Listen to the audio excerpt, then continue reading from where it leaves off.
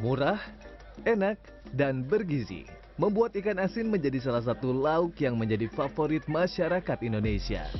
Nah, bila Anda ingin membuka usaha kuliner atau ingin menggelar acara pesta yang membutuhkan banyak ikan asin, maka Anda dapat berkunjung dan berbelanja di Pasar Ikan Asin yang berlokasi di Jalan Kalibaru Barat nomor 2 Cilincing, Jakarta Utara. Di sini, setiap hari puluhan pedagang menyediakan berbagai macam jenis ikan asin, seperti ikan gabus, aneka macam ikan teri, ikan jambal roti, hingga cumi yang sudah diasinkan. Harga ikan asin yang dijual di pasar ini pun lebih rendah dibanding di pasar tradisional lain di Jakarta. Karena para pedagang di sini mengambil langsung ikan asin dari para pembuat atau pemasok besar antar pulau yang memperoleh ikan asin dari Sumatera, Kalimantan, Jawa Barat, Jawa Tengah, Jawa Timur, bahkan Sulawesi.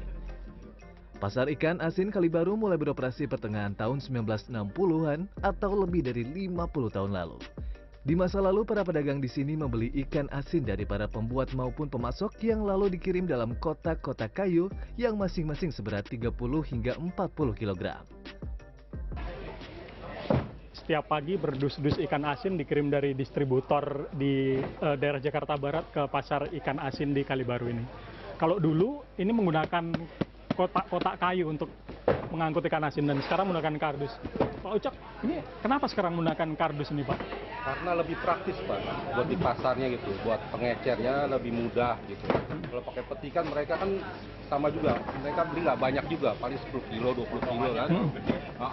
Jadi terlalu besar tempatnya. Nah, kalau ini kan mereka 10 kilo tinggal bawa, 10 kilo tinggal bawa. Kalau pernah kehujanan, pernah ngirim pas hujan-hujan gede gitu nggak? Pernah. Terus gimana tuh, Pak? Ya terpaksa kita terpalnya harus tebel lah, Pak. Harus persiapan setiap payung sebelum hujan. Pernah rugi nggak, Pak, karena ini barang yang dikirim?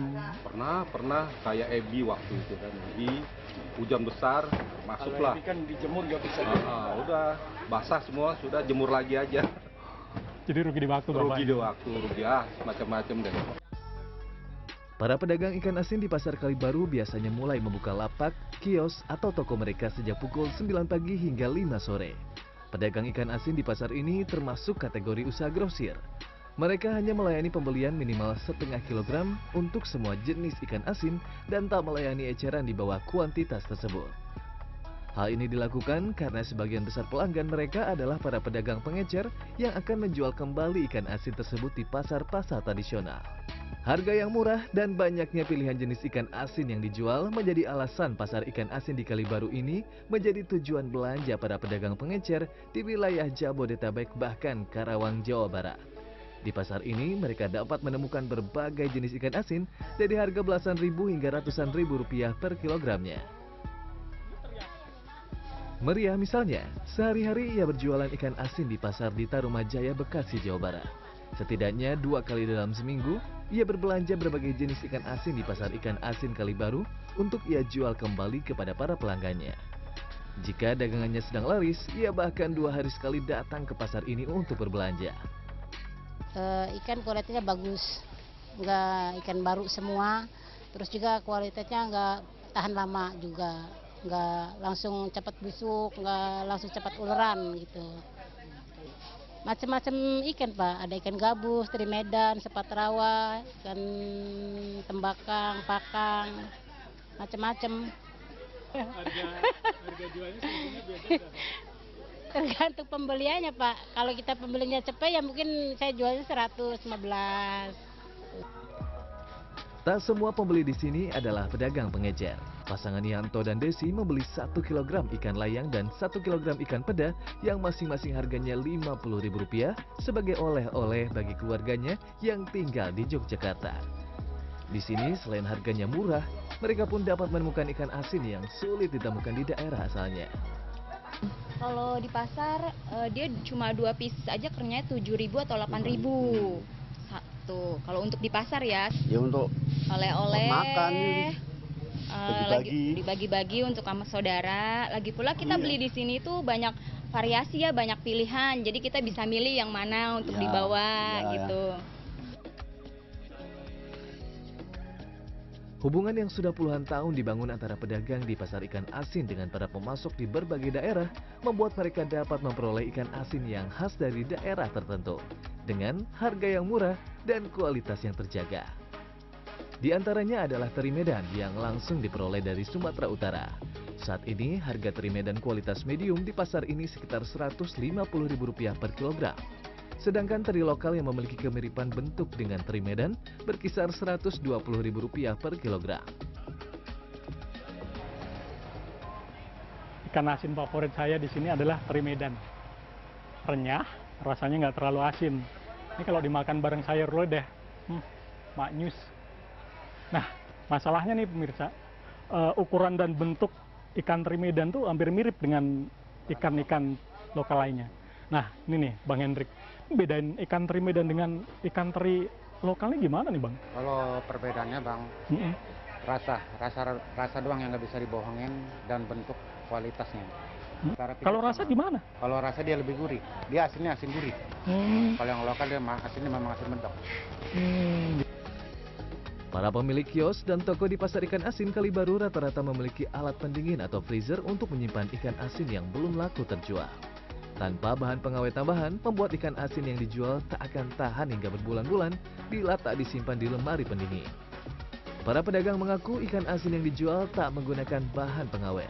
Petugas dari Dinas Kesehatan Jakarta maupun Badan Pangan pun acap kali melakukan inspeksi dan pemeriksaan secara mendadak untuk mengecek kualitas ikan asin di pasar Kalibaru.